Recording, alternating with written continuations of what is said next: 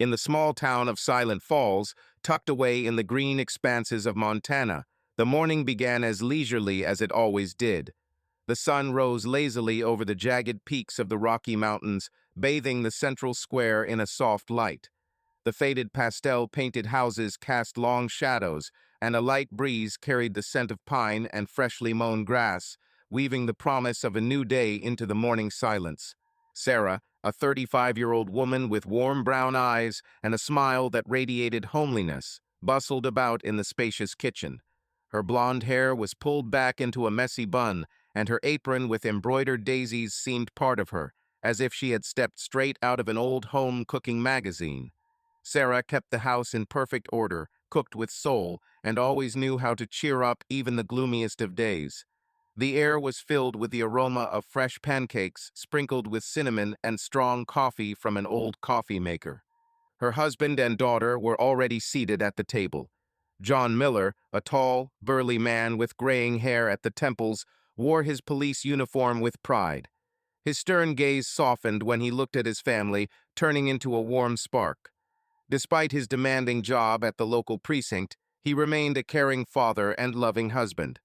As he sipped his coffee, he leafed through the local newspaper, occasionally throwing out short, slightly ironic comments on the news, from rising gas prices to the debate over the new school gym. Their 7-year-old daughter, Lizzie, was a whirlwind of energy. Her brown pigtails bounced with every movement, and the freckles on her cheeks looked like a scattering of stars. Today, she excitedly told about a dream she had in which she was flying over the forest on a huge butterfly, waving her arms as if she were still in that magical flight. The kitchen was warm, not just from the stove, but from that elusive sense of family closeness. While Silent Falls was still dormant, life had already been in full swing here in this house, simple but meaningful. "Mom, the pancakes are just great today," Lizzie exclaimed, carefully licking a drop of maple syrup off a spoon. "Just like in that cartoon where the bear was friends with the bees." Sarah smiled as she poured John's coffee. "Thanks, sunshine. It's all because you helped with the dough yesterday, remember?" "Yeah," Lizzie nodded proudly. "I almost dropped my doll there. But I didn't, honest." John chuckled, put the newspaper down and kissed Sarah on the cheek, then patted his daughter on the shoulder. "Lizzie, don't forget to put on a sweater. It's still chilly in the morning. I don't want you to sniffle for another week." "Dad, but I'm big," the girl whined, rolling her eyes. "I'm not cold. It's big, but it's not iron," John said calmly but firmly. "Put it on, period." Sarah chuckled as she watched their usual bickering. "He's right, honey, and your green sweater suits you so well, just like a forest elf." "Oh, right, an elf," Lizzie perked up. "Then I'll put on a hat with a pompon. Elves are supposed to, right?" "Sure," Sarah laughed. "Just brush your teeth. Someone tried to sneak past the bathroom yesterday." "It was a book. It's too interesting," Lizzie said indignantly, jumping off her chair. "Yeah, especially the one about the dragon mother who cooked porridge for her dragonettes," John teased her. "Looks like we have our own dragon mother here." "Ha! Then you're a dragon dad," shouted Lizzie, already running up the stairs. "Only instead of fire, you have coffee coming out of your mouth." Sarah and John looked at each other and burst out laughing, their laughter woven into the morning comfort like a note into a familiar melody. "It's nice here, isn't it?" Sarah said quietly, looking out the window at the leaves dancing in the wind. John nodded, watching the steam rise from his mug. "It couldn't be better, especially with you two." Sarah shook her head, hiding her smile. "Lieutenant, eat your pancakes before they get cold. Otherwise, I really will start breathing fire." "I'm already eating, Dragon Mother," John played along, pretending to hide behind his plate. Laughter filled the kitchen again, mixing with the aroma of coffee and home warmth. Sarah smiled wearily but happily at her husband and daughter. For 10 years, their life had flowed like a river in their native Montana, predictable but beautiful. John and Lizzie were her world, her anchor. Their mornings with jokes, pancakes, and petty arguments were the epitome of everything she valued. She and John met at the university at an evening psychology lecture. He was a cadet at the police academy, tall, serious, with a slight shyness that he hid behind witty jokes. Sarah was studying to be a philologist, dreamed of teaching literature, and secretly wrote poetry in tattered notebooks. They met during a causal argument about the ending of To Kill a Mockingbird at an inter-faculty quiz. Sarah defended her point of view with such fervor that John, although he did not give in, suggested continuing the argument over coffee. Thus began their long walks, trips to the lake in his old pickup, notes hidden in textbooks, and evenings spent reading Hemingway in the sound of rain. 3 years after graduation, they got married. The wedding was modest but heartfelt, a small hall in the town hall, a bouquet of daisies, a speech from John's father, and the first dance to Wonderful Tonight, played by a local band. They had little money, no place to live, but they had faith in each other, and that was enough. The first few years were tough. John was on night shifts, patrolling the outskirts. Sarah was teaching at an elementary school and taking on odd jobs to cover the bills. They argued, made up, learned to be there for each other even in the toughest moments. One day, Sarah almost left tired, burned out, scared. But John, without wasting words, simply showed up at her school with 2 cups of coffee and a note. "I'm not perfect, but without you, I'm nothing." That changed everything. Then Lizzie was born, their little miracle. John was promoted to lieutenant. Sarah began teaching literature at a high school and leading a literature club.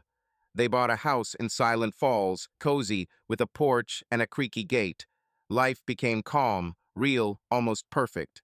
But this morning, as serene as hundreds of others, something trembled. Fate seemed to be preparing a new turn. While John read the headlines to Lizzie, who giggled and corrected his pronunciation, Sarah gazed thoughtfully out the window. The wind played with the leaves, the sun gently touched the windowsill, and the morning mist swirled over the mountains. Everything was as usual, calm, safe. But then her phone, lying on the edge of the table, vibrated briefly. Sarah automatically picked it up, glanced at the screen, and froze. One new message. Sender, unknown number. The number was unfamiliar, but the area code was Texas. She opened the message, and her heart skipped a beat. "Hi, Sarah. I'm in Montana. Can I meet up? For old time's sake. Alex." The name on the screen seemed to flash in her memory, like a spark in dry grass. Alex. Her first true love. The whirlwind of youth, rebellion, loud music, motorcycles, and nights under the stars, when it seemed like the whole world was just for the two of them. Sarah remembered every detail. His leather jacket, the smell of gasoline, the slight accent in his voice, and the way he looked at her as if she were the center of his universe. They were 17. He seemed to her the embodiment of freedom, laughing when he wanted, driving where he wanted, speaking frankly, feeling intensely, and she was drowning in it. They had been together for 2 years, from their senior year of high school until they started college. Their romance was wild and real. Together they rode his bike at night along country roads, hid from the rain under bridges, stole kisses in school corridors, and dreamed of a life without rules. He read her his songs, she read her poems. He said, "You and I are like the sky and flame, unpredictable," and she believed him. But then adulthood came. College, responsibilities, choice. Alex didn't want to stop. He dreamed of moving to Arizona, then to California, talked about tours, about the stage, about the endless road. And Sarah, already tired of instability and eternal uncertainty, increasingly looked at her life differently. She wanted peace, a reliable shoulder, confidence that tomorrow would come not only in a song. And then, almost by chance, John came into her life calm, reserved, attentive. He didn't read her poetry, didn't wear leather jackets, didn't race through the night. But he knew what he wanted. He was a cadet at the police academy, spoke briefly, but with confidence. With him, it was warm, calm, and everything that yesterday had seemed like a storm suddenly seemed like an unnecessary risk. The choice was not easy. The heart resisted for a long time, but reason and an inner sense of stability prevailed. Alex left without saying goodbye. John stayed. He waited. He did not demand. He was simply there, and she chose him. 10 years have passed since then. Sarah has built a life. a house, a family, a child, a job, and she has learned not to remember.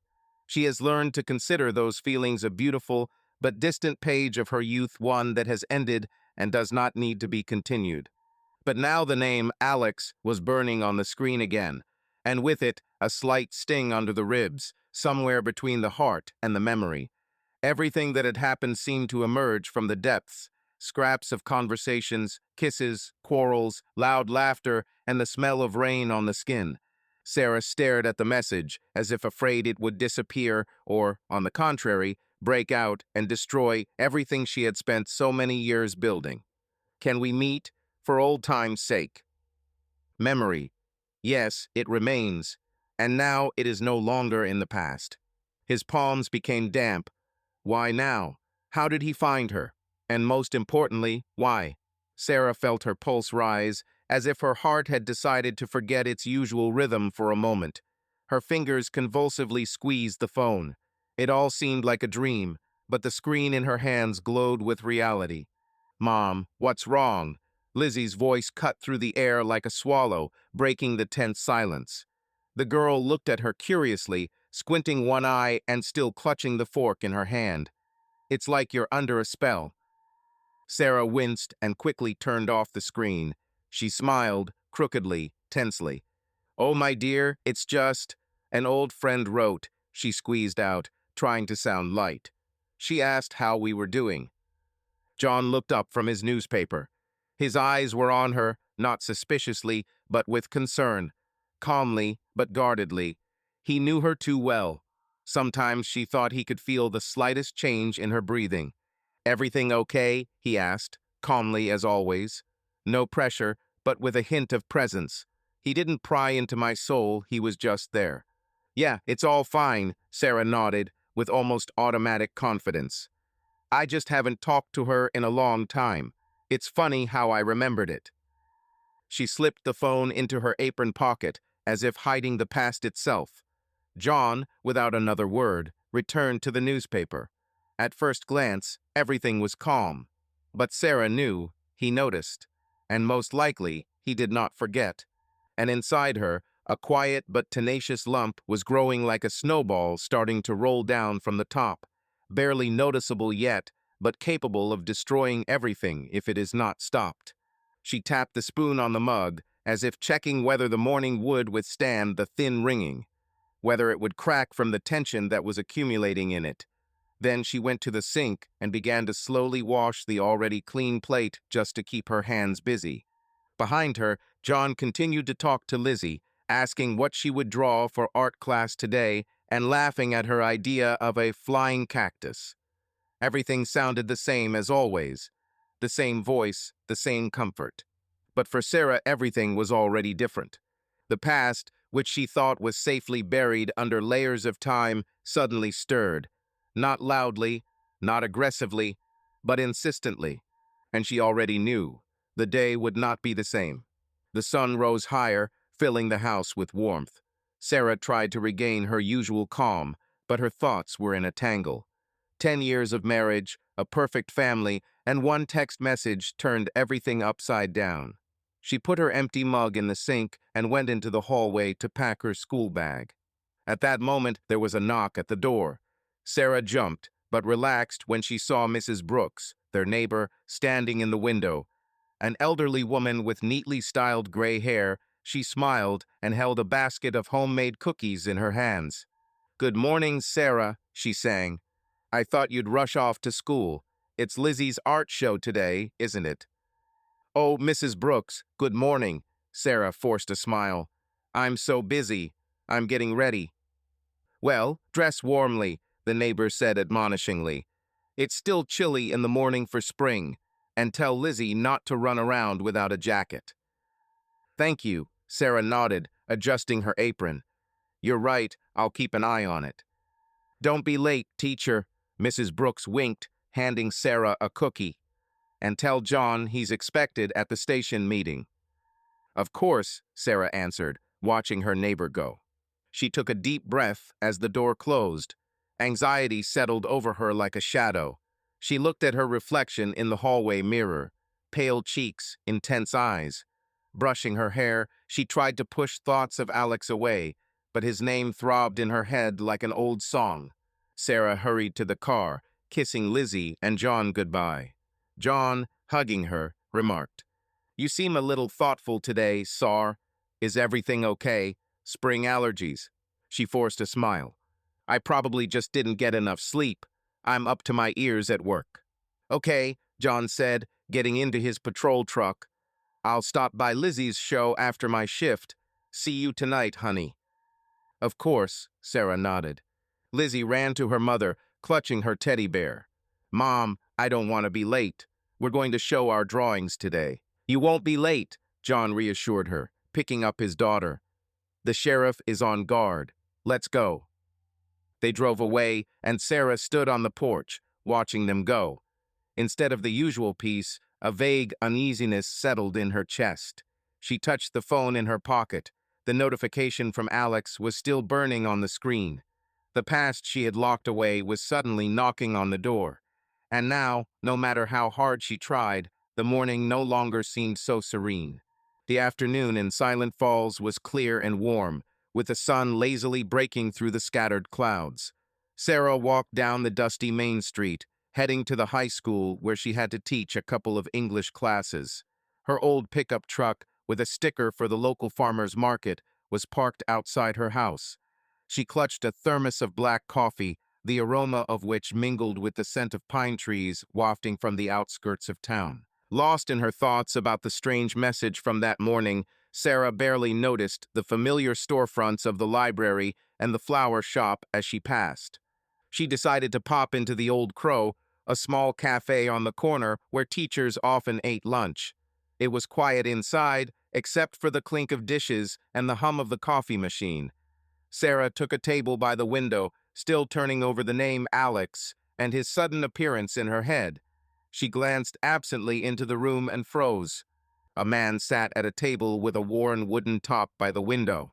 In front of him stood a cup of black coffee, cold and covered in a thin haze of condensation. He was holding a local newspaper in his hands, but he was clearly not reading it seriously. Rather, he was simply covering himself with it from time to time. The corners of his lips curved slightly in a thoughtful half-smile familiar to the point of pain, the same one that Sarah remembered from her youth.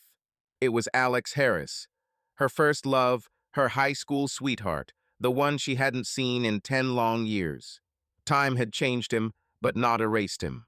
On the contrary, it had only made him brighter, deeper. His chestnut hair, a little shorter than before, was neatly combed back, not too pretentious, but tasteful. Light stubble emphasized the strong line of his jaw. His face had become more masculine. His cheekbones were sharper, his gaze calmer, but more attentive. He was no longer that reckless boy with a guitar on his back. Now a grown man was sitting in front of her, who, apparently, had roads, experience, mistakes, and, perhaps, losses behind him. He wore a light blue shirt with the sleeves rolled up, simple, but it fit him perfectly. The fabric was tight around his arms, just enough to be unobtrusive, but still convey strength and endurance. His jeans were slightly faded but neat, and his leather boots were scuffed and looked like they had been on many roads. A battered backpack, made of rough fabric, lay on a chair nearby. Around his neck was the thin leather cord she had once given him in his senior year. He still wore it. It took his breath away. Alex seemed solid, confident, the kind of man who doesn't brag about anything but says, "I know who I am." He had that rare, quiet, mature appeal, not the sparkle of youth, but the inner calm, the confidence and strength that comes with age. A man you could lean on in a storm or get lost in. His brown eyes, still so deep, slightly dark, as if saturated with time and roads, slid across the room and stopped on her, on Sarah. A moment, and the world froze. People in the cafe, noise, dishes, light outside the windows, everything retreated. There was only him, and a look in which memories suddenly came to life. Sarah's heart skipped a beat. Silent Falls had been too small to contain their past, but there it sat, vivid and tangible. She felt her shoulders tense, and the ringing of the doorbell as she entered now seemed like thunder. "I'll go order something," she muttered under her breath, trying to calm the trembling in her voice. Alex looked up and recognized her immediately. His eyes flashed, a mixture of surprise and something else Sarah couldn't quite place. She wanted to turn away, to pretend she hadn't noticed, but their eyes had already met, and it was too late to back out. Sarah, his voice was low, with a warm huskiness that made her heart clench. He put the paper down and stood up, a little awkwardly, as if he wasn't sure how to act. Alex, she breathed, afraid the name would shatter this moment like glass. You're here. He smiled the same wide, slightly cheeky smile she remembered from her youth. But there was a weariness in it now, as if life had managed to batter him. In the flesh, he said, spreading his arms slightly. I didn't think I'd see you so soon. After the message. Well, I just took a chance. Sarah swallowed nervously, trying to compose herself. Her instinct screamed at her to leave, but her feet were rooted to the floor. She took a step toward his table, clutching the strap of her bag. I didn't expect it either, she said, trying to sound even. How did you even end up here? Alex shrugged, sitting back down. His movements were relaxed, but there was a shadow in his eyes. Just got here yesterday. Business in Montana, you know. Thought I'd check in on the old haunts. He paused, looking at her. And you? Still in Silent Falls? The teacher, huh? Yes, Sarah nodded, sitting down on the chair opposite. I teach literature at a high school. I live here, with my family. The last word hung in the air.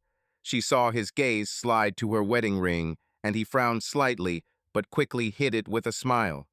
Family, then, he said, tapping his fingers against his mug. You look happy, Sarah.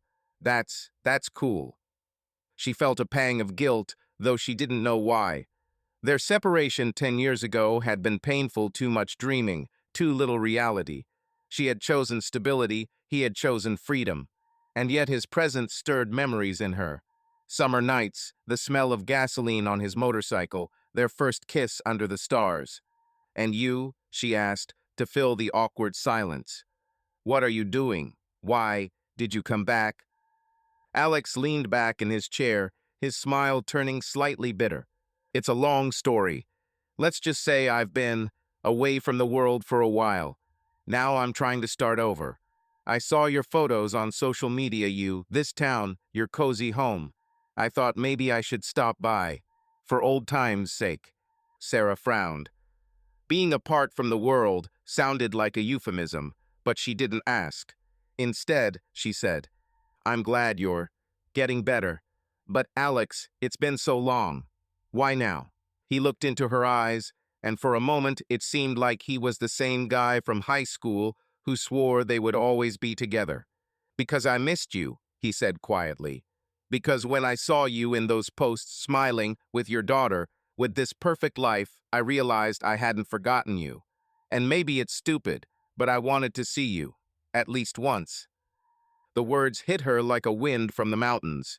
She remembered their last conversation, the harsh words, the tears, her decision to leave for college, his refusal to follow her. She had thought she was doing the right thing then, but now his eyes made her doubt it. Alex, she began, but her voice wavered. It was a long time ago. I have a different life. A husband, a daughter.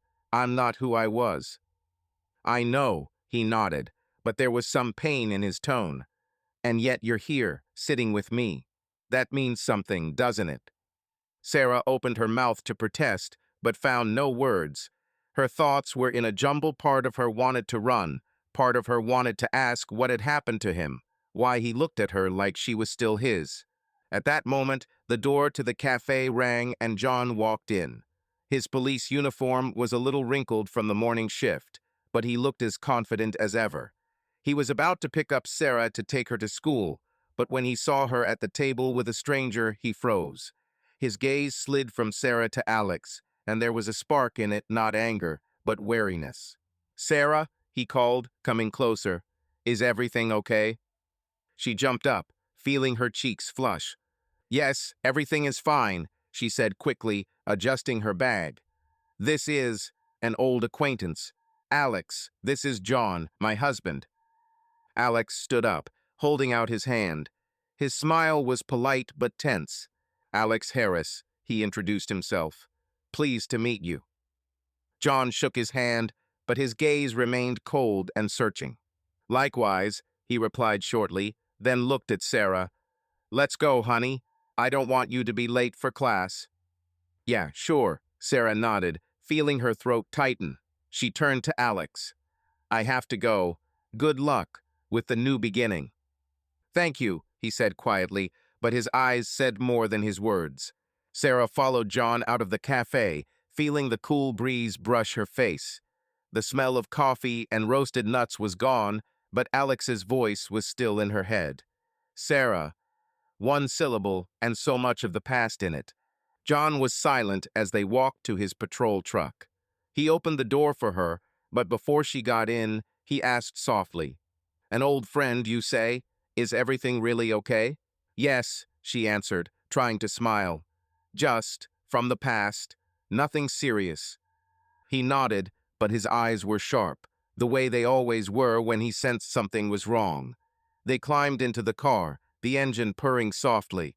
Sarah looked out the window at the familiar streets of Silent Falls passing by. But inside, a storm was raging.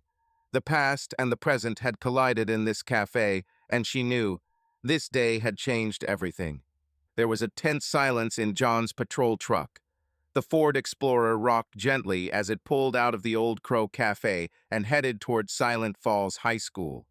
Sarah sat in the passenger seat, looking out the side window at the familiar streets drenched in the soft afternoon sun. A light breeze, smelling of pine and dust, blew through the open window, but it did nothing to calm the storm inside her. Her heart pounded in her temples, and her fingers fiddled nervously with the strap of her purse. John, gripping the steering wheel tightly, glanced at her briefly. In 10 years of marriage, he had learned to read her like an open book, every shadow in her eyes, every breath. "Are you okay, Sar?" he asked, his voice calm but with a hint of concern. "You seem out of sorts." She forced herself to smile, although it came out forced. "Yeah, I'm fine. I'm just tired," she replied, looking away. "There's a lot to do at school before graduation. Projects, you know." John nodded, but his eyes remained attentive, studying. He didn't press, just reached out and squeezed her hand lightly. "If you need a break, let me know. I can stop by for coffee," he offered, gesturing to the thermos in the cup holder. "Yours is probably cold by now." "Thank you," Sarah said quietly, grateful for his concern. "I'll manage for now." Old jazz was playing softly on the radio, a melody as soft as a warm blanket, but even it couldn't drown out her thoughts. Alex. His voice, his gaze, his sudden appearance, all of it was spinning in her head like a whirlwind, carrying her away to a past she was trying to forget. They pulled up to Silent Falls High School, a squat brick building with large windows and a faded Montana flag hanging over the entrance. The hallways were already buzzing with holiday bustle. Tomorrow was the last day of school, and the walls were covered with students' drawings, holiday posters, and brightly colored ribbons. The security guard, an older man with a good-natured smile, nodded to John as Sarah was ushered through by her teacher's badge. "Good evening, Lieutenant," he said, waving his hand. "You too, Bob," John said, then turned to Sarah. "I'll pick you up after my shift. Lizzie's got her art show coming up, so don't be late." Sarah nodded, watching him disappear around the corner. Her face remained calm, but inside she was seething. Meeting Alex had felt like a dream, too unreal to be true. But his words, his look, his hint about being off the grid, what did it mean? She'd heard the rumors years ago, when she was in college. People in town had whispered that Alex was in trouble, that his life had gone downhill since they broke up. Some had even talked about prison, but Sarah had never known what to believe. Rumors were like wildfires in Silent Falls, spreading quickly but with little truth to them. And there was another thought, buried deep but sharp as a splinter. The town gossip blamed her. Once, after their breakup, women at the market or church would whisper and cast sideways glances. Sarah left him for college, for a new life, and he broke. Some even hinted that she had somehow turned him into the police because John was the local sheriff's son. It was nonsense. Sarah had never done anything like that, but the rumors clung to her like burrs. And every time she tried to deny them, guilt stirred in her soul. What if she really had ruined his life? The buzz of conversation in the hallway brought her back to reality. Students were hurrying to their last classes, laughing and chatting. Sarah took a deep breath, as if about to go on stage, and headed toward her office, small but cozy, with shelves full of books and an old wooden desk. A group of seniors were waiting for her, ready to discuss The Great Gatsby. She squared her shoulders, put on her usual smile, and stepped into the classroom. "Good afternoon, guys," she said, trying to sound cheerful. "Today we're going to look at why Gatsby is so obsessed with the past. Open your books to Chapter 3. The students rustled their pages, and Sarah immersed herself in the lesson, letting the familiar rhythm of teaching drown out the chaos in her head. But even as she discussed Gatsby's dreams and his lost love, she found herself thinking about Alex. His words, "I missed you," echoed in her mind, and she couldn't help but wonder, what did he want from her now? When class ended, Sarah stayed in the classroom, gathering up her papers. Outside, the sun was setting, painting the sky pink and gold. She walked to the window, looking out at the schoolyard, where kids were playing basketball and teachers were chatting on the porch. It all looked so normal, so familiar. But something inside her had changed. Alex was a ghost who had come back to remind her of who she once was and who she could have been. Her phone vibrated in her pocket. Sarah jumped, pulled it out, and looked at the screen. New message. From Alex. "Can we meet again? Tomorrow in a cafe. Just to talk. Please." She froze, feeling her heart speed up again. Answer? Ignore? Tell John? She didn't know. But one thing was clear. The past wasn't going to let her go that easily. Sarah stood at the board, explaining the symbolism of the green light in The Great Gatsby to the seniors. Her voice was confident, but her thoughts kept slipping away like sand through her fingers. As a teacher, she was known for her patience and warmth. Her students loved her for her ability to listen and find an approach to each one. Today, she checked a stack of notebooks, helped a few kids with their final test, even joked with quiet Matt, who had raised his hand for the first time. But chaos was seething inside her. Alex, his face, his words, his unexpected appearance in the cafe, it all came back like an annoying melody that was impossible to shake. She tried to concentrate on the lesson, but her mind was spinning around the morning meeting. Two fears warred in her soul. Fear of the unknown, what did Alex want when he returned after all these years? And fear of something deeper, of desires she had long since buried, or thought she had. His look, his voice, his words, "I missed you," evoked memories of her youth, of freedom, of passion, of Sarah who dreamed of more than a cozy house in Silent Falls. The lesson ended and the classroom emptied, filling with silence.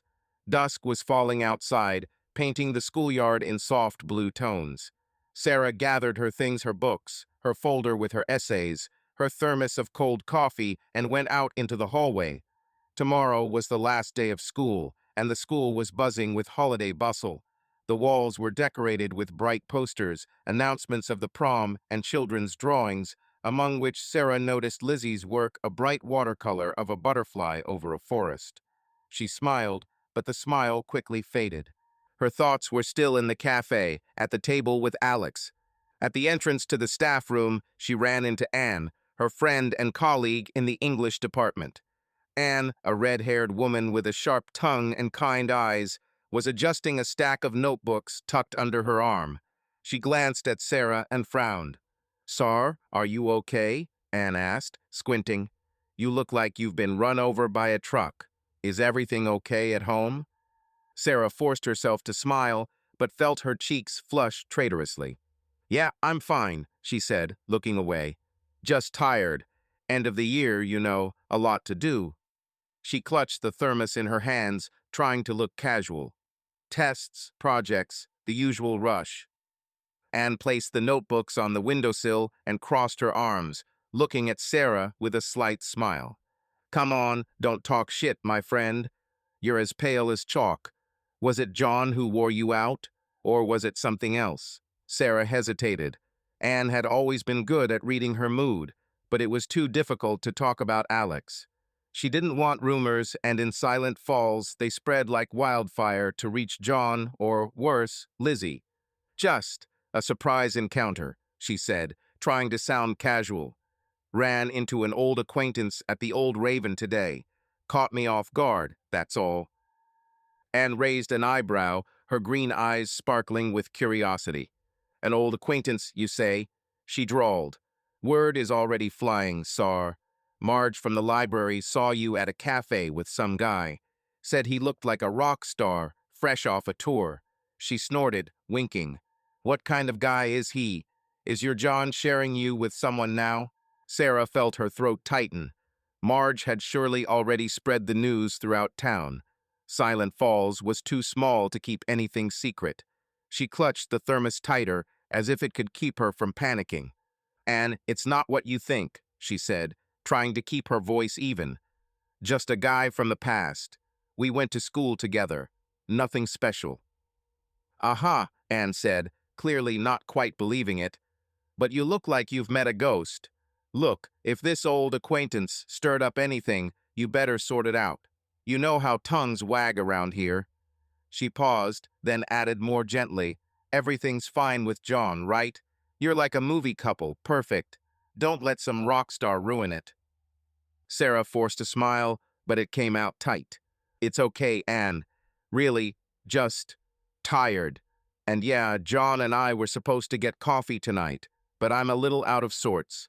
Anne stepped closer, placing her hand on her shoulder. "Sar, I'm serious. You look like you're carrying the weight of the world. Maybe you should take the day off. Tomorrow's your last day, prom, then vacation.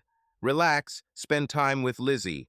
Or," she smirked, "treat John to a romantic evening. Remind him why he married the coolest teacher in Montana." Sarah laughed, but it was tentative. Anne was always good at lightening the mood, but her jokes hit too close to home today. "You're incorrigible," Sarah said, shaking her head. "Thanks, but I can handle it. I just need to process some things." "Digest it, but don't dwell on it," Anne said, picking up her notebooks. "And if anything happens, I'm always on the phone. Call me if you want to chat, or if your rock star shows up again." She winked and added, "Now go home before Lizzie decides her mom ran off with some biker." "Good night, Anne," Sarah said, rolling her eyes, but her smile became a little more genuine. She adjusted her bag on her shoulder and walked out of the staff room, feeling the fatigue wash over her like a wave. The school hallways were empty, except for the echo of children's voices somewhere in the distance. Sarah paused at the poster with the prom schedule, trying to focus on tomorrow the speeches, the awards, the smiles of her parents. But her thoughts wandered back to Alex, to his words, to the way he looked at her, as if she were still the girl who rode motorcycles with him and dreamed of the stars.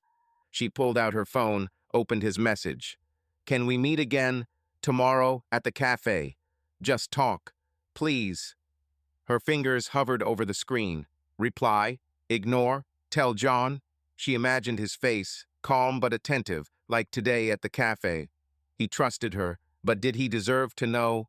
Or would this only stir up old wounds? Sarah slipped her phone back into her pocket and walked out into the school parking lot. The evening air was cool, smelling of pine and grass. Somewhere in the distance, a church bell rang, marking the end of the day. She took a deep breath, trying to regain her composure. But two voices still warred inside her, one calling for a safe, secure life with John and Lizzie, the other whispering of the past of what might have been. As she climbed into her truck to drive home, her gaze fell on Lizzie's baby car seat in the back seat. She smiled, but it was a bitter smile. Whatever Alex wanted, she couldn't let the past ruin her present. Or could she? The house greeted Sarah with a familiar warmth, like an old friend always ready to hug her. The dishwasher hummed quietly in the kitchen, and dinner was laid out on the table, a casserole with cheese and a salad she had made that morning. Soft country music wafted from an old radio in the corner, filling the space with coziness. Sarah paused at the counter, her gaze falling on a framed family photo of herself, John and Lizzie laughing against the backdrop of the Rocky Mountains during a picnic last year. Their smiles seemed so carefree, as if life had always been like this, simple and reliable. But today, the picture gave her a pang, as if she were looking at someone else's life. She set her bag on a chair and began heating up her dinner, trying to keep her hands busy and distracted from her thoughts. Lizzie was already asleep upstairs. Sarah had come by after school, helped her with her homework, and put her to bed after reading her a chapter from the Chronicles of Narnia. But the peace that home usually brought was slipping away today. Alex, his text, his look, it all swirled in her head like autumn leaves in the wind. John returned later than usual. His patrol truck hummed in the driveway in the dark, almost 9. The door creaked, and he walked in, his uniform rumpled, his hair disheveled, his belt and holster already off and casually tossed on the rack. He looked tired, but his eyes softened as they always did when he saw Sarah. "Sorry, I'm late," he said, rubbing his neck. "There was an accident on the highway near the old bridge. Nothing serious, thank God, a couple of dented bumpers, but the report took a while. How are you? Was Lizzie too cranky?" Sarah turned away from the stove, wiping her hands on her apron. She tried to smile, but her voice sounded strained. "Lizzie is fine, already asleep," she answered, setting the table. "Dinner is ready. Are you hungry?" Like a wolf, John chuckled, sitting down at the table. He inhaled the aroma of the casserole and smiled wider. "Smells like heaven. You've outdone yourself today, Sar." "I tried," she said, but her mind was elsewhere. She sat down across from him, watching him serve himself food. Their dinners were usually full of conversation about school, about John's work, about Lizzie and her endless ideas. But today Sarah was silent, and the silence between them seemed heavier than usual. John noticed. He put down his fork and looked at her, squinting. "Hey, are you sure you're okay?" he asked, his voice soft but attentive. "You've been kind of quiet. Is it because of school, or something else?" Sarah swallowed, her heart beating faster. She wanted to tell him everything about Alex, about the cafe, about the message that still burned in her pocket. But something stopped her. Fear, shame, or fear that the truth would upset their fragile balance. "I'm just tired," she said, looking away. "End of the year, you know. Graduation, tests, all that stuff." He nodded, but his gaze lingered on her a little longer than usual. "If something's wrong, you'll tell me, right?" he asked, leaning a little closer. "We always got through this, Sar, together." Her throat tightened. John was her anchor, safe, warm, always there. But today his words only made her feel more guilty. She forced a smile. "Of course," she answered quietly. "It's just been a long day." John chuckled, returning to his food, but his gaze was still intent. "Well, if anything happens, I'm here," he said, winking. "Although, you know, this town is sometimes so boring that 3 accidents in a day is already an adventure. I thought I'd be back by 6, but reporting to the station is like running in circles." Sarah smiled weakly, grateful for his attempt to lighten the mood. "3 crashes?" she asked, trying to keep the conversation going. Silent Falls decided to have a race? "Yeah, almost," John laughed. "One guy forgot where the brake was, another guy thought he was Schumacher. Nothing serious, but the paperwork is hell." He paused, then added, "What about you? Something tells me your fatigue isn't just about school." She froze, feeling his words hit home. John always saw right through her. But instead of opening up, she shook her head. "It's okay, really," she said, standing up to clear the dishes. "Just a lot on my mind." They finished dinner in their usual rhythm. John told her about Lizzie and her new drawing that he had seen at a school exhibition. Sarah shared a few stories about high school students. But there was no usual lightness in her words, and she knew that John noticed it. Later, when the dishes had been cleared and Lizzie was sleeping peacefully upstairs, Sarah sat in the living room, wrapped in an old crocheted blanket. The lights were dim, except for the desk lamp, which cast a warm circle on the coffee table. She looked at the photograph on the shelf, the one from the picnic, and felt her stomach tighten. Why has Alex written now? What did he want? Nostalgia? Forgiveness? Or something more? Her thoughts were interrupted by the sound of footsteps. John came down from the bedroom, already in a t-shirt and sweatpants, with a towel over his shoulder. "Can't sleep?" he asked, sitting down next to her on the sofa. He handed her a mug of herbal tea, which he always brewed when he saw that she was on edge. "A little," Sarah admitted, accepting the mug. Her fingers closed around the warm ceramic, and she felt her eyes sting. "It's just been a weird day." John looked at her, his face soft but serious. "Sar, I know you. If something's gnawing at you, don't keep it to yourself." He paused, then added more quietly, "That guy from the cafe, right? Your old acquaintance?" She flinched, nearly spilling her tea. His voice was calm, not accusatory, but the question struck like lightning. She opened her mouth to answer, but the words stuck. Instead, she nodded, looking at the floor. "It's just someone from the past," she said finally. "We went to school together. It's been a while since we last saw each other. He wrote, and I don't know what to think." John was silent for a few seconds, his gaze warm but wary. "The past has a way of coming back," he said, leaning back on the sofa. "But you know what's real here, right? You, me, Lizzie. That's what's important." "I know," Sarah whispered, tears welling up. She squeezed his hand, grateful for his calm, but inside, the storm was still raging.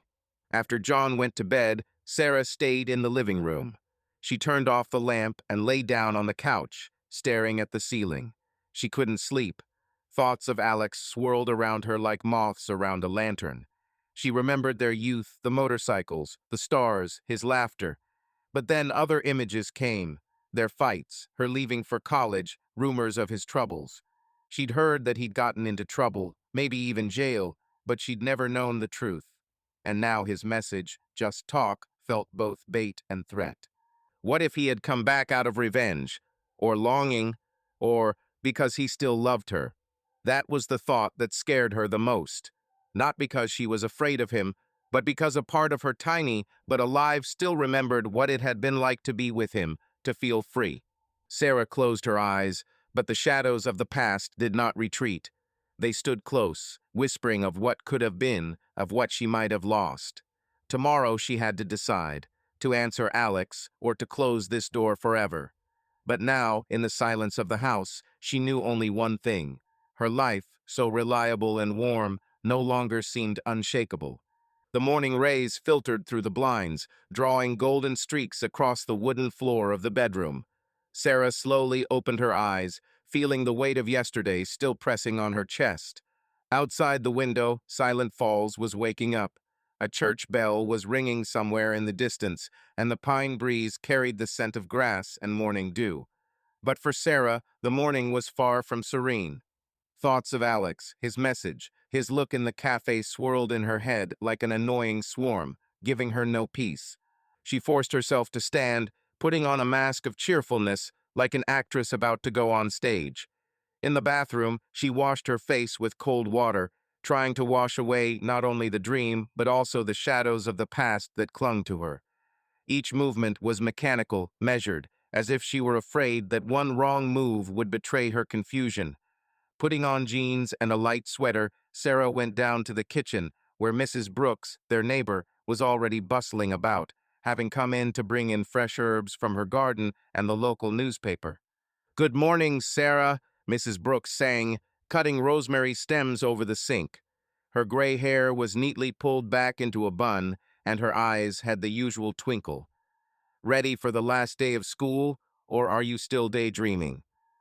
Sarah forced a smile as she poured herself some coffee from the coffee maker. "Good morning, Mrs. Brooks," she said, trying to sound casual. "Almost ready. It's prom time, so I've got a lot to do. I'd like to finish early and pick up Lizzie." Mrs. Brooks looked at her over her glasses, her smile growing a little more sly. "Oh, honey, you look like you've been chatting with ghosts all night. Are you okay? I don't remember you frowning like that since last year's snowfall." Sarah squeezed the mug, feeling the warmth of the ceramic calm, the trembling in her fingers. "I'm just tired," she said, looking away. "End of year, you know." All these tests, speeches, exhibitions. Aha, Mrs. Brooks said, clearly not quite believing it. She put the paper down on the table and patted Sarah on the shoulder. Well, hang in there, and don't forget to smile at the ball. You're the star of the school. She winked and headed for the door, leaving with a final note. If you need anything, come and get my blueberry pie. Lizzie loves it. Thank you, Sarah replied, feeling her cheeks turn slightly pink at her neighbor's kindness. We'll definitely stop by. As Mrs. Brooks closed the door, John's patrol pickup pulled into the yard. The police radio was muted, reporting the morning's minor incidents. John got out, his uniform a little rumpled from the night shift, but his smile was as wide and warm as ever. He walked over to Sarah on the porch and kissed her on the cheek. "Good morning, dear," he said, adjusting his cap. "Didn't forget about the assembly at school tonight? Graduation, speeches, all that." "Of course I remember," Sarah replied, trying to smile just as sincerely. "I'm already preparing a couple of notes for the speech. I have more projects than you have bullets in your holster." John laughed, but his gaze lingered on her a little longer than usual. "That's true," he said, leaning against the porch railing. "Listen, the station called me. They might need you for a couple of hours this afternoon. But I'll pick you and Lizzie up for the ball, okay?" Agreed, Sarah nodded, feeling something squeeze inside her. His smile, his care, it all felt so familiar, but today it seemed distant, as if she were looking at him through glass. "Are you okay?" he asked, squinting. "You look, I don't know, thoughtful." Sarah swallowed, trying to clear the lump in her throat. "I just didn't get enough sleep," she replied, looking away. "Long day ahead." John nodded, but his eyes were still studying her. He stepped closer, placing his hand on her shoulder. "If something's wrong, you'll tell me, right?" he asked quietly. "We're a team, Sar." "Of course," she whispered, feeling a pang of guilt. She wanted to tell him about Alex, about the message, about the confusion that was tearing her apart inside. But the words stuck like stones in her throat. Instead, she forced out, "See you tonight, love." John smiled, kissed her forehead, and got into the truck. Sarah watched him drive away, and for the first time in a long time felt lonely, deeply, bone-shakingly. She went back into the house, automatically opened her bag, and took out her phone. Her fingers hovered over the screen, where Alex's message still glowed. "Can we meet again? Tomorrow, at the cafe. Just to talk. Please." She clutched the phone, feeling her heart beat faster. Without thinking, she typed a reply, "Sorry, I don't have time." Her fingers shook as she hit send, but as soon as the message was sent, her phone vibrated again. Another text from Alex. "One meeting isn't enough. I need an answer, Sarah. Please." Her breath caught. His words insistent, almost demanding, hit her like a cold wind. She stared at the screen, questions swarming in her head. What does he want? Why now? Is it nostalgia or something more? And why does her heart clench so treacherously at the thought of him? Sarah pocketed her phone and walked out of the house, heading for her truck.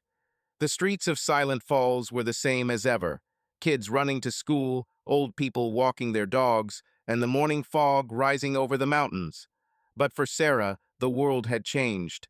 She climbed behind the wheel, started the engine, and drove to school. But her mind was far away somewhere in the past, among the starry nights and the roar of the motorcycle, among the promises she and Alex had broken. On the way, she passed the old Raven Cafe, and her gaze involuntarily slid to the windows. Empty. But she knew that Alex was somewhere nearby, in the same city, and this thought frightened and attracted her at the same time. She imagined herself going in, sitting down opposite him, asking what he wanted to say. But then John's face appeared before her eyes, his warm smile, his hand on her shoulder, and Lizzie, with her pigtails and butterfly drawings. Sarah gripped the steering wheel tighter, feeling her insides being torn apart. She wanted answers, but she was afraid of them. She wanted to protect her family, but she couldn't ignore the shadow of her past hanging over her. As she parked at the school, her phone vibrated again. She didn't look. She couldn't, but she knew it was him. "What are you doing to me, Alex?" she whispered, looking at her reflection in the rearview mirror. Her eyes were tired, but there was a spark in them, either fear or hope. She got out of the car and headed toward the school, where her students, her prom, and her normal life awaited her. But with every step, she felt the bridges she had spent 10 years building to John, to Lizzie, to herself begin to crack under the weight of the past. The last day of school at Silent Falls High School was filled with excitement and anticipation. The hallways buzzed with senior laughter, prom posters covered the walls, and the air smelled of chalk and freshly mown grass through the open windows. But for Sarah, every class that day was a challenge. She stood at the board, explaining the symbolism in the grapes of wrath, but her voice was shaking, her thoughts were muddled, and her gaze kept wandering off into space. Students glanced at each other, noticing her distraction. One boy in the back row even whispered to the one next to her, "Miss Miller feels like she's on another planet today." She tried to focus, but the image of Alex, his dark eyes, his words in the cafe, his last text wouldn't let go. "I need an answer, Sarah. What did he mean? What did he want? And why, despite all the years she'd spent with John and Lizzie, did her heart clench so treacherously at the thought of him? She felt like she was teetering on the edge, one part of her clinging to the life she knew, her family, her home, her lessons, and the other part reaching for the past, for the Sarah who'd once dreamed of the stars and freedom. When the final bell rang, the classroom emptied, leaving behind the rustling of papers and the echo of voices. Sarah was gathering her things: notebooks, a copy of Steinbeck, a thermos of cold coffee, when Luke, a quiet senior with intelligent eyes and slightly shaggy bangs, lingered at the door. He was one of those people who always asked questions that made her think, but rarely talked about himself. "Miss Miller," he began, shifting from one foot to the other, "you're not, I don't know, like you usually are today. Is everything all right? You hardly smiled in class." Sarah froze, then forced a smile, trying to hide the paleness on her cheeks. "Thank you for noticing, Luke," she said, straightening the stack of notebooks. "I'm just tired. Last day, nerves. Are you ready for prom?" He shrugged, his gaze still intent. "Well, I guess so. It's just, you're always so energetic, and today it seems like you're thinking about something serious." He paused, then added, "If anything, I can help with projects. I know you take on a lot." Her heart sank at his sincerity. Luke was one of those students who reminded her why she had chosen this profession. But she couldn't tell him the truth about Alex, about the turmoil that was tearing her apart inside. "Thank you, Luke," she said softly. "I can handle it. And don't forget about that Steinbeck essay, okay? The holidays are starting, but I'm still waiting for your draft." "Agreed," he nodded, smiling slightly, and left the classroom, throwing out a parting word. "Good luck at the ball, Miss Miller." When the door closed, Sarah sank into a chair, feeling physically tired. She shook her head, trying to clear her mind. "It's okay." The words sounded false even to her. She wasn't okay. Not today. The school hallways were gradually becoming quieter, but the bustle was still going on. Seniors were preparing decorations for the prom, hanging garlands and drawing posters on the walls of the assembly hall. Sarah left the classroom, heading for the teacher's lounge, but her steps slowed when she heard a familiar voice behind her. "Sarah." She turned around, and her heart skipped a beat. Alex was standing in the empty hallway, by the window overlooking the schoolyard. His hands were stuffed into the pockets of his jeans, his blue shirt was slightly wrinkled, and his eyes were a mixture of longing and determination. He looked just like she remembered him, the same boy who had once sat with her on these same school windowsills, leafing through notebooks and dreaming of the future. But now there was something new in his gaze: weariness, as if life had left its marks on him. "What are you doing here?" Sarah breathed, her voice shaking. She clutched the strap of her bag as if it could keep her from falling into the abyss of her past. Alex stepped closer, his smile soft but tense. "I couldn't resist," he said, shrugging. "I wanted to see your school. This is where we used to chat until night, remember? We used to sit by that window." He nodded toward the glass, through which the courtyard was visible. and argue about who was cooler, Hemingway or Fitzgerald. Sarah felt her throat tighten. She remembered every detail, but the memories were like old photographs, vivid but fragile, ready to crumble at the slightest touch. "It was a long time ago, Alex," she said, trying to sound firm. "Why did you come? I wrote that I didn't have time." He frowned, his dark eyebrows drawing together and his gaze becoming more serious. "I'm leaving tomorrow," he said, his voice lower than usual. "I couldn't leave without talking to you. Not really." Sarah swallowed, feeling something inside her tearing. She stepped closer, her voice quieter but sharper. "What do you want, Alex?" she asked, her eyes searching his face for answers. "You show up after 10 years, you write, you come here. Why? If you want money or help or anything, just say so." He flinched as if her words had struck him. His face tightened, but he didn't look away. "Money?" he asked, a hint of bitterness in his voice. "Seriously, Sarah, do you really think I came for this?" He paused, then added more quietly, "I don't want your money. I need to understand. Why did it end this way? Why did you leave without looking back?" Her heart sank. She remembered their last conversation, the screams, the tears, her decision to go away to college, his refusal to follow her. She had thought she was doing the right thing then, choosing stability, a future. But now his words and the rumors that had stung her for years made her doubt. "I didn't," she began, but her voice shook. "I didn't know what happened to you, Alex. I heard rumors. About trouble. About—" She paused, hesitating to say prison. "But I couldn't stay. We were too different." "Different," he repeated, and there was a hint of pain in his voice. "And I thought we were everything to each other." He stepped closer, his gaze piercing. "Have you ever missed me, Sarah? Ever thought of me?" She squeezed her eyes shut, feeling the tears welling up. His question was like a knife, sharp, cutting into old wounds. She wanted to say no, to distance herself, to protect her life, John, Lizzie, this town. But the lie stuck in her throat. "It's not fair," she whispered finally. "You can't just come back and ask that." "Maybe I can't," he said, looking away. "But I had to try, because I haven't forgotten, and it looks like you haven't either." Silence hung between them, heavy as fog over the mountains. The wooden floor creaked under their feet, and the sunlight streaming through the windows seemed too bright for the moment. "Miss Miller," a voice came from the end of the corridor. Security guard Bob, with his usual good-natured smile, waved his hand. "You're late for the teachers' meeting. Everything okay?" Sarah jerked back to reality.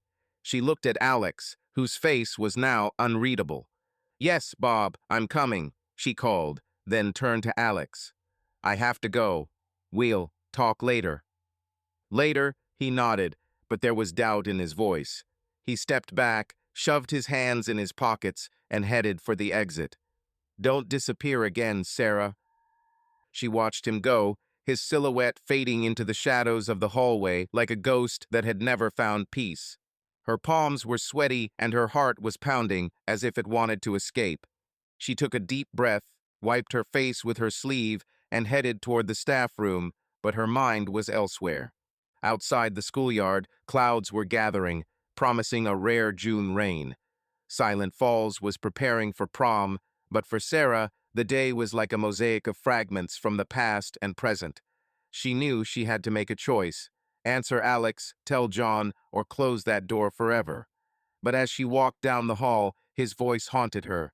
"Have you ever missed me?" And she was afraid to admit that the answer was yes. The school was empty, leaving only the echo of children's voices and the rustle of the janitor's footsteps. Sarah locked the classroom, sat down on an old wooden chair, and stared at the chalkboard where the chalk from her lesson was still visible. The last bell rang, signaling the end of the school year, but instead of relief, she felt a storm brewing inside her. Thoughts of Alex, his texts, his appearance at school swirled in her head like autumn leaves, haunting her. She tried to focus on prom, on Lizzie, on John, but it all came back to one question: what does he want? Her phone vibrated, making her jump. A new message from Alex. She opened it, and her blood ran cold. I know what you saw. I read the book. It says it all. Meet me tonight in the old barn by the river.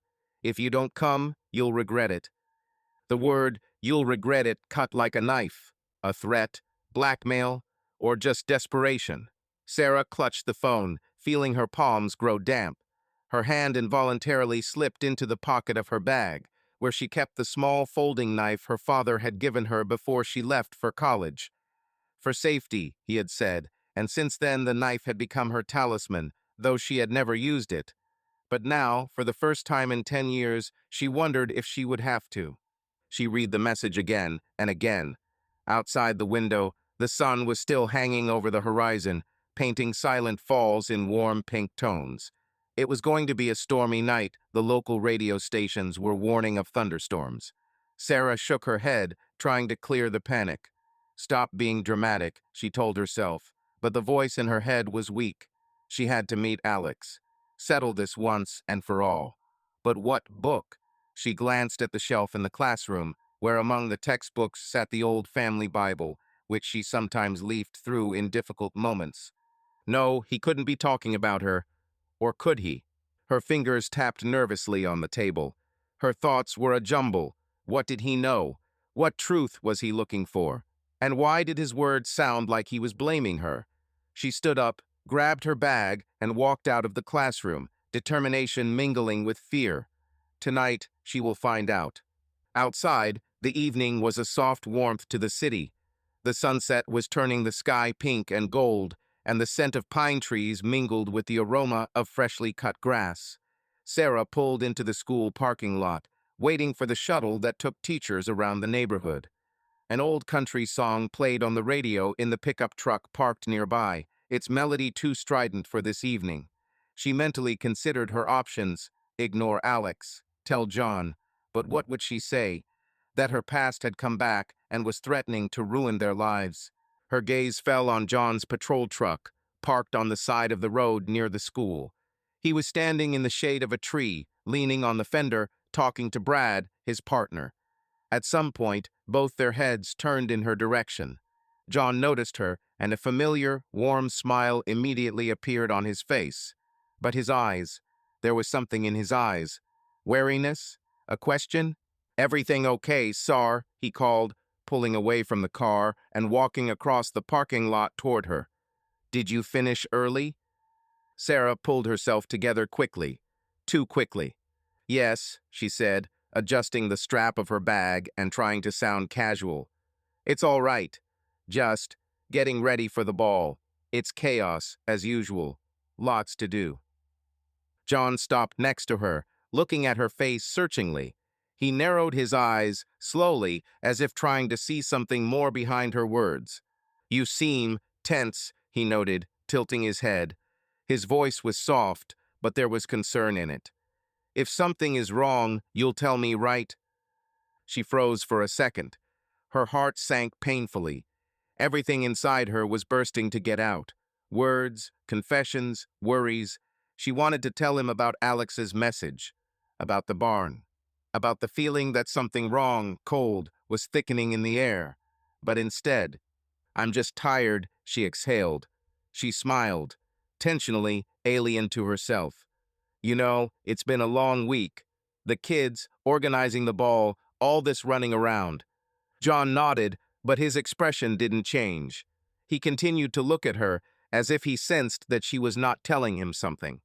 "Okay," he said slowly. "Just remember, I'm here for you, Sar. You don't have to carry this on your own.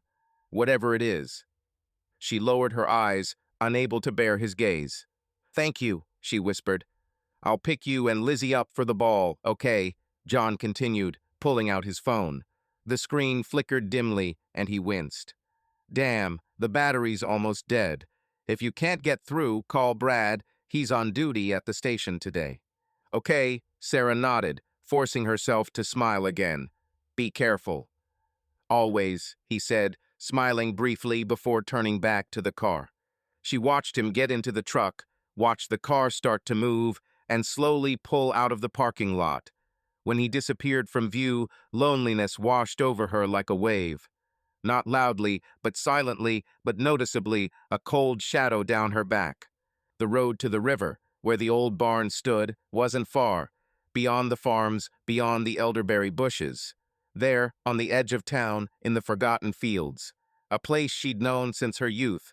Once upon a time, it had been their secret hideout, hers and Alex's.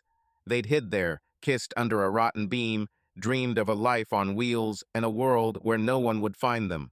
Now the same place seemed alien, overgrown, slanted, silent, like a mute witness to something that should not return. The minibus pulled up and Sarah got in, ignoring the curious glances of the elderly farmers returning from the market. One of them, an old man in a tattered baseball cap, noticed her tense face.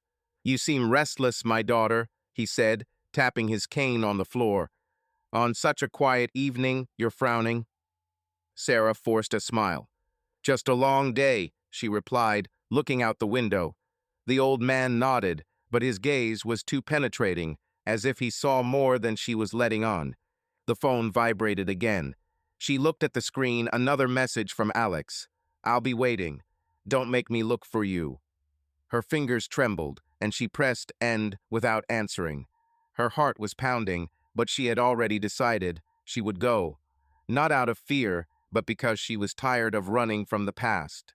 It was midnight when Sarah reached the old barn.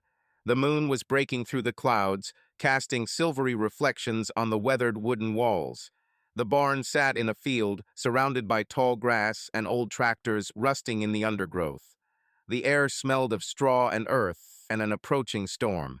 She stepped through the door, her sneakers squeaking on the wooden floor.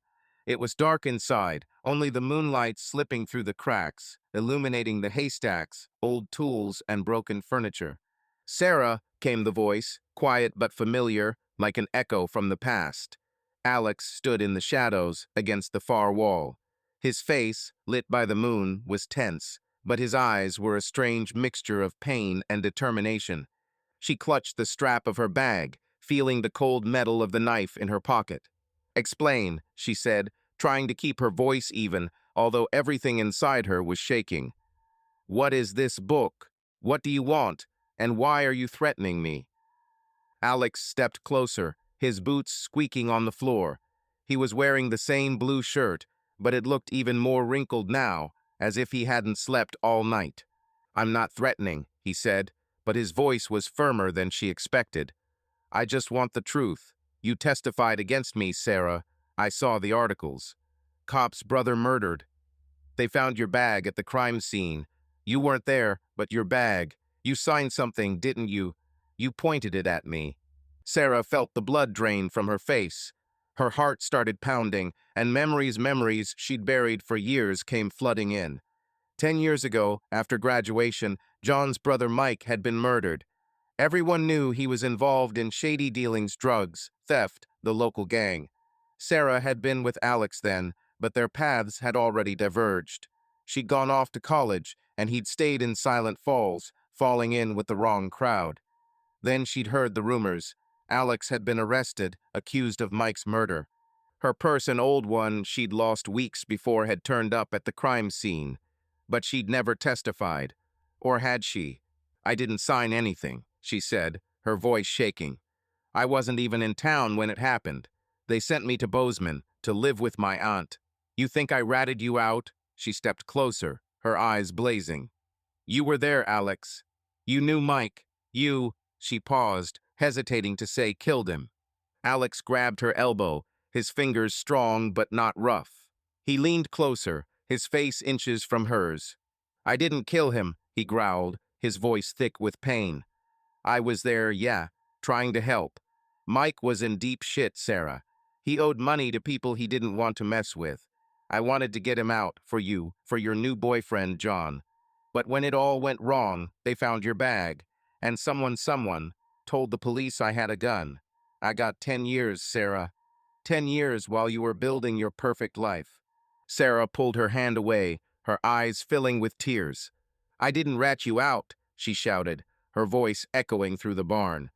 "I didn't even know what happened until I got home from college. Rumors, Alex. They were rumors. I didn't talk to the police.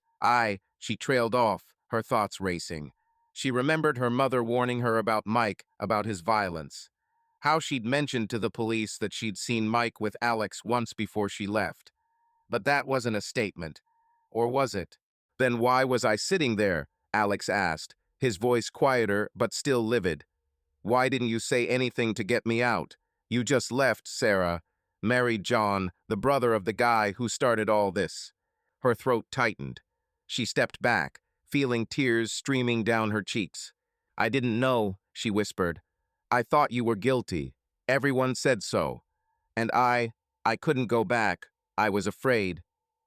Alex looked at her, his eyes blazing with what might have been anger or pain. He opened his mouth to speak, but then froze. There was the sound of footsteps outside, the crunch of boots on gravel. The barn door creaked, and John appeared in the doorway, silhouetted against the moonlight, his police uniform slightly rumpled, his hand clutching a gun aimed at Alex. Get away from her, John said, his voice cold as steel. Now. Sarah gasped, her heart stopping. John, no, she cried, rushing forward. It's not what you think. Alex raised his hands, his gaze darting from Sarah to John. Fear flashed in his eyes, but he didn't back down. John, listen, he began, but his words were cut off. Shot. One. Loud as thunder. Sarah screamed, her voice mixing with the echo of the shot. She lunged for Alex, but John grabbed her shoulder, pulling her back. Sarah, get away, he barked, his gun still pointed at Alex, who had fallen to his knees, clutching his shoulder. Blood was seeping through his shirt, but he was alive. What are you doing? Sarah screamed, struggling in John's grasp. Her eyes were blazing with rage and horror. He didn't do anything. John lowered the gun, his face pale but firm. I saw him grab you, he said, his voice shaking. I thought he was threatening you. He's a killer, Sarah. You know what he did to Mike. He didn't kill him, she screamed, her voice breaking. It's all a lie. Alex raised his head, his breathing heavy, but his gaze sharp. She's right, he croaked, pressing his hand to the wound. I didn't kill your brother, John, but someone wanted you to think so. Sarah stood between them, her heart breaking. The storm had finally broken, and the first drops of rain were pattering on the barn roof. She looked at John, then at Alex, and knew that the truth she had feared was out there, somewhere in this forsaken place, in the shadows of the past. But now it was worth blood. We need to get to the hospital, she said, her voice firm despite the tears. Right now. John nodded, his face tense, but he lowered the gun. Alex stood up, breathing hard, leaning against the wall. Sarah looked at them both, feeling her world crumble.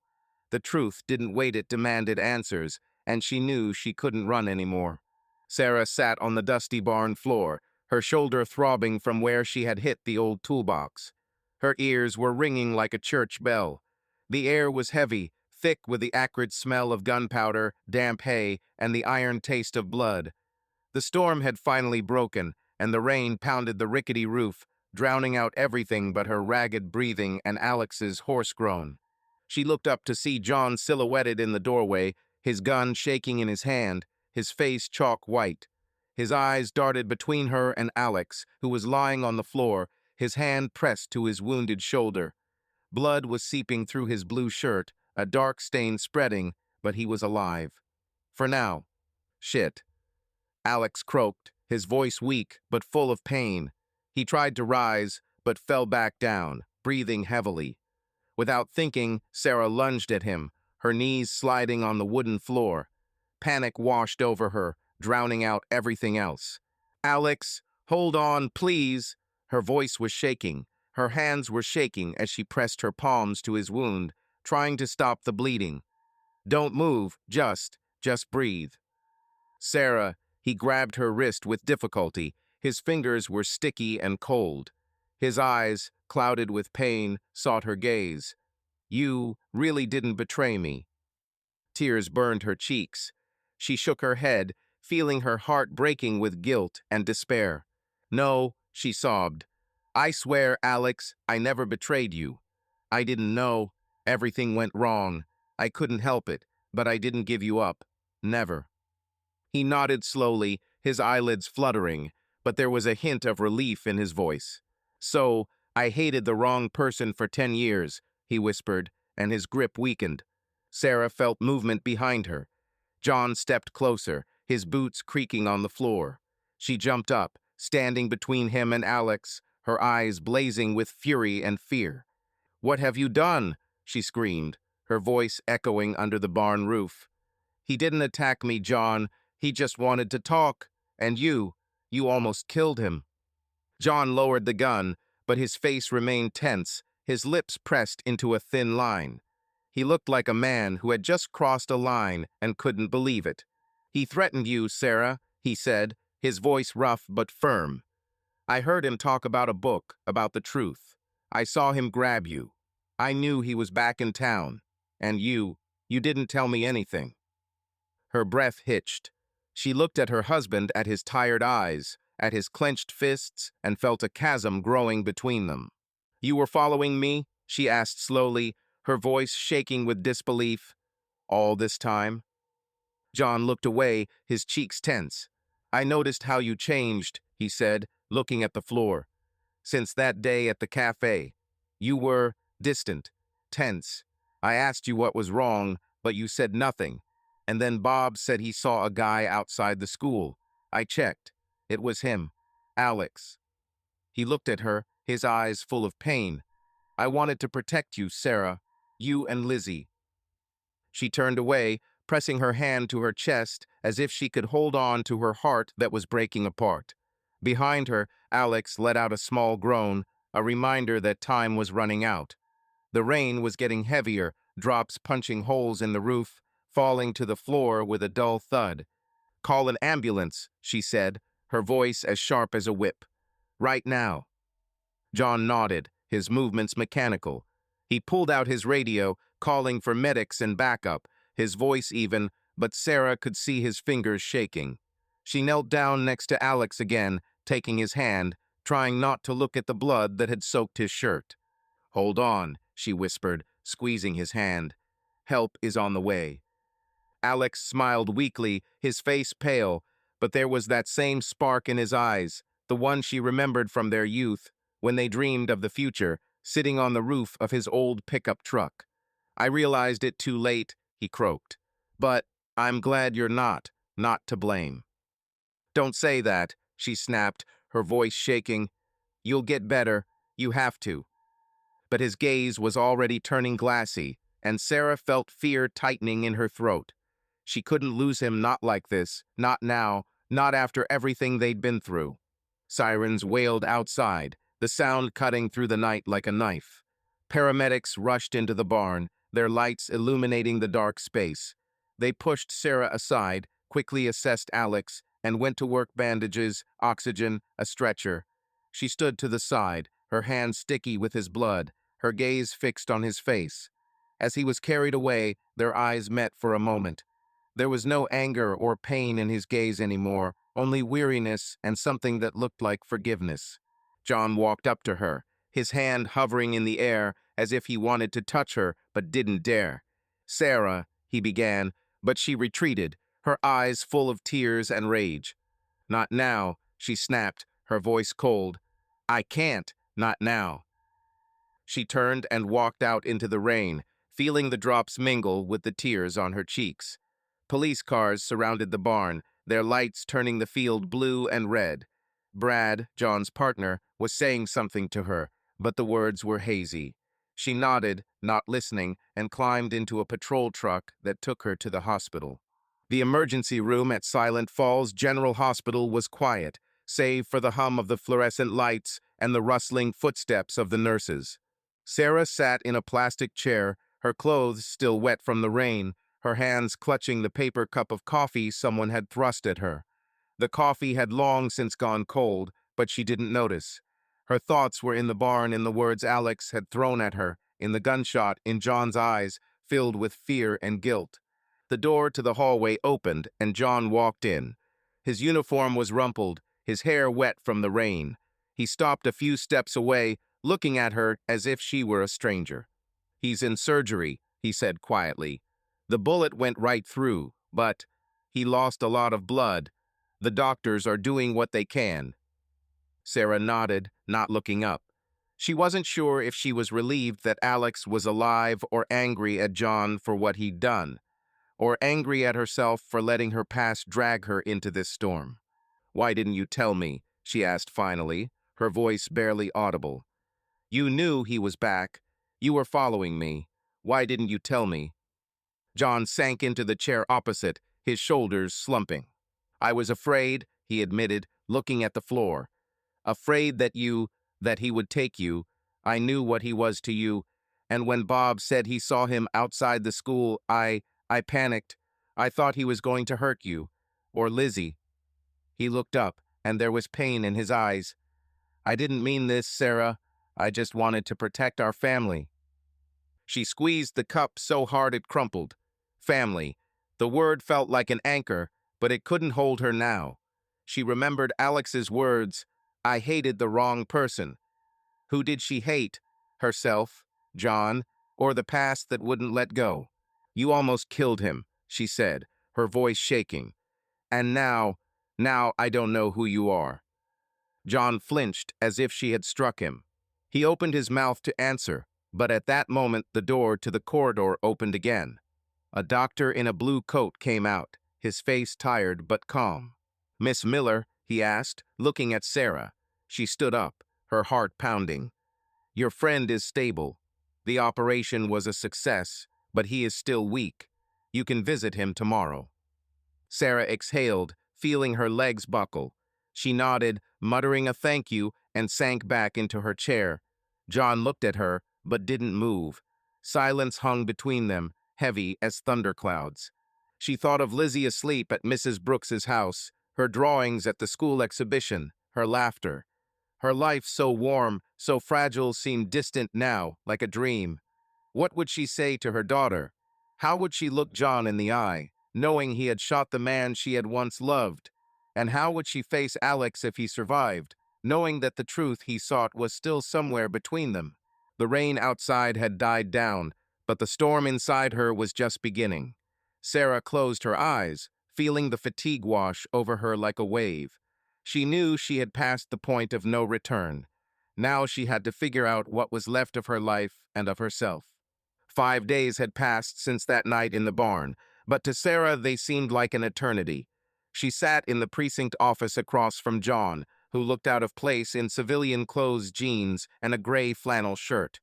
His police uniform was hanging in the closet, since he had been suspended from duty while the barn incident was investigated. Silent Falls was buzzing with rumors, whispers of a love triangle in the Old Crow, teachers discussing who was to blame in the school hallways, and Mrs. Brooks sighing meaningfully at Sarah at church. The town, so cozy and familiar, now felt like a cage where every glance was full of judgment. The office was cramped and smelled of coffee and old files. Reports lay on the desk, and outside the window a light rain fell, typical of a Montana fall. John looked at Sarah, his blue eyes, usually warm, now tired and wary. "We're under investigation, Sarah," he said slowly, his voice low as distant thunder. "You, me, this whole thing. Even if I'm acquitted, nothing will ever be the same again. People are talking. And at the station, I can see the way they're looking at me." Sarah nodded, her fingers fiddling nervously with the hem of her sweater. She hadn't slept well since that night, plagued by nightmares. Alex falling to the barn floor, John aiming his gun, Lizzie asking, "Mom, why doesn't Daddy smile anymore?" Her face was pale, and there were shadows under her eyes, but there was a new clarity in her gaze, as if the storm inside her had finally calmed, leaving room for the truth. "I pretended for so long, John," she said quietly, looking into his eyes. "I thought I was happy, that our home, Lizzie's school, that was all I needed. But inside, there was emptiness. I hid it even from myself. And then Alex came back, and I suddenly saw what my life could be like if I weren't afraid. If I wasn't afraid of myself, my feelings, my mistakes." John looked away, his jaw tensing. He clenched the fists in his lap, but his voice remained level. "Did you love him?" he asked, and there was no accusation in the question, only a tired desire to know the truth. Sarah swallowed, feeling a lump in her throat. She could lie as she had for years, hiding her feelings, her memories. But she didn't want to anymore. Yes, she answered honestly, her voice breaking. I loved him. Long ago, when we were kids, dreamers, and maybe some part of me still remembers that. But that doesn't mean I didn't love you. Or Lizzie, it's just, I wasn't with you, John. Not completely. He nodded, his eyes shining, but he held his tongue. Silence hung between them, heavy as the autumn rain outside. I married you because I loved you, he said finally, his voice hoarse. But I always knew you didn't choose me out of love. I felt it, Sarah. In your looks, in your silences. I just didn't want to admit it. I thought if I was a good husband, a good father, that would be enough. Her heart sank. She remembered their wedding, her white dress, his smile, Lizzie in the stroller, laughing in Mrs. Brooks's arms. She had thought she had done the right thing then, choosing stability, family, silent falls. But now she saw how her fear of being alone, his fear of losing face had poisoned their marriage. We were both afraid, she said, her voice barely audible. I was afraid of being alone, afraid I couldn't handle it. You were afraid you weren't good enough. And now we're here, and I don't know how to go back. John stood up, his steps heavy, as if he were carrying the entire city on his shoulders. He walked to the window, looking out at the wet street where cars drove slowly past. I filed a report, he said without turning around. I'm leaving the station. I can't wear the uniform anymore, knowing people are whispering behind my back. I talked to my brother in Seattle. He offered me a job at his construction company. I think I need to leave. Give Lizzie and me some time. Figure out how to move on. Sarah felt tears welling up, but she held them back. She knew their marriage was beyond saving, not after the barn, not after the truth that had come out. But there was an honesty in his words that had been missing for all these years. And Lizzie, she asked, her voice shaking, will she be with you? John turned, his face softening at the mention of his daughter. She'll stay with you, he said. She needs her mother, her school, this city. I'll come. Every month, maybe more often. I won't leave her, Sarah. Never. But we all need time to figure out who we are now. She nodded, feeling the weight on her chest lighten a little. They were silent, but this silence was different, not heavy, but liberating. For the first time in years, there were no masks between them, only the truth, naked and painful, but honest. Forgive me, she said quietly, for everything I didn't say, for everything I hid. John looked at her, his eyes were wet, but he smiled weakly. And you forgive me, he replied, for not listening, for... He trailed off, but she knew what he meant: the shot, the barn, the surveillance. He walked out of the office, leaving behind the smell of rain and coffee. Sarah sat there, staring at the empty desk. She knew it was over, not just for their marriage, but for the life she had built in hiding from herself. But there was something new in that ending, a chance to start over, without the lies. 3 months passed. Autumn was in full swing in Silent Falls, the pine trees turning gold and a cold wind blowing leaves through the streets. Sarah stood by the window of her house, watching the rain pound the glass. Lizzie was drawing at the kitchen table, humming a song from school, her pigtails bouncing in time with the rhythm. A stack of notebooks lay on the table. Sarah had gone back to teaching, and her lessons were giving her life meaning again. But there was a new note in her voice now, a confidence that had been missing before. Alex survived. After 2 surgeries and a long recovery, he left Silent Falls Hospital and went to Oregon. Sarah learned about it from Mrs. Brooks, who heard the news from a nurse she knew. They never spoke again, no calls, no texts, just a short note left in her school mailbox. Now I know who you are. Thank you for the truth. Live in the present. A. Sarah read those words dozens of times until the paper was frayed at the folds. She didn't know if she felt relief or sadness or something else. But his words freed her, as if he had lifted a shadow from her shoulders. She no longer dreamed of the barn or his bloody shirt. Alex was part of her story, but not her present. John kept his word. He moved to Seattle, where he began working for his brother's construction company. But every 3 weeks he returned to Silent Falls to spend time with Lizzie. He had changed quieter, softer, smiling more often.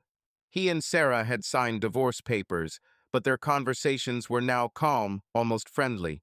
He no longer looked at her expectantly, and she no longer averted her gaze. Lizzie, at first confused, began to adjust to her new reality. She loved her father, but her home was with her mother, in their small house overlooking the mountains. Sarah was back in her routine, but it was different. She was teaching high school students again, reading Steinbeck and Hemingway with them, helping Luke with his essays. Her lessons were livelier, as if the truth she had finally accepted had given her new energy.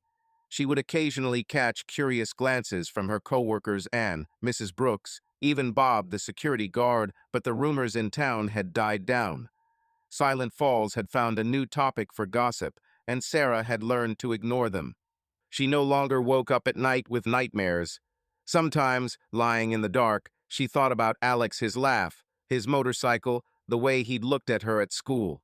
But those memories no longer hurt. They were like old photographs she kept carefully in a box, but rarely took out.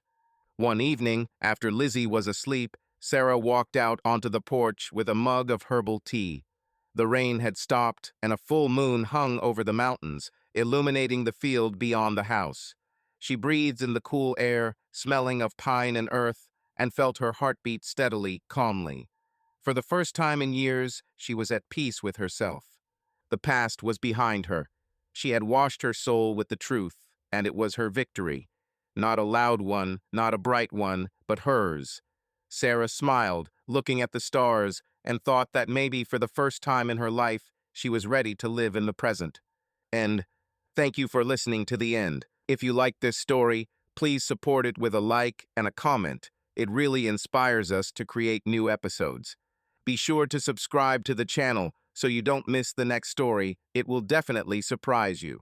See you soon, and may your life be filled with more good stories. Subscribe to our channel so that your love doesn't cheat on you, and go ahead and listen to the next story, because this story is nothing compared to the next one. If you're under 18, don't even think click to the next one.